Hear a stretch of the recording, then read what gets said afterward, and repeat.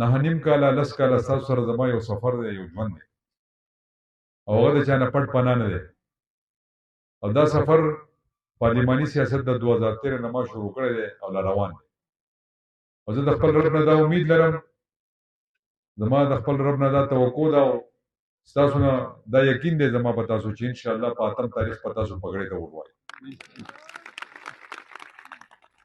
بله دا خبره ضروري ده، 2 ورځې ټایم دی، د دې پنډال نه چې وځئ پکار ده چې تاسو په خپل علاقو کې وګرځئ، خپلو محلو کې وګرځئ، خپلو ګاونډیانو ته راورسئ، خپل خپلوانو ته ورسوئ، خپل علاقې ته ورسئ، او دا پیغام چې دی دا کور او کور ورسوئ، د پګړۍ دا نښه ارضي ته ورسوئ. دې سره دویمه خبره ضروري ده چې زه 2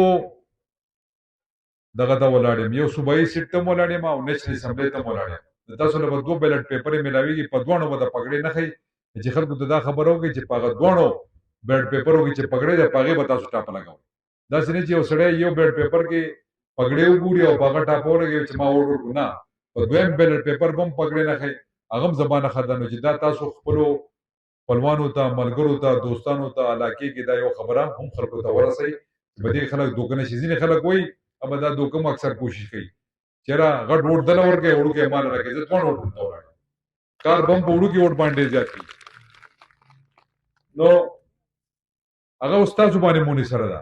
خو تاسو د ترقۍ، د خوشحالۍ، د امن د سفر جاري ساتل غواړئ، نو بیا به ووټ تاسو خامخا په 8 فروری باندې پګړۍ ته وهئ.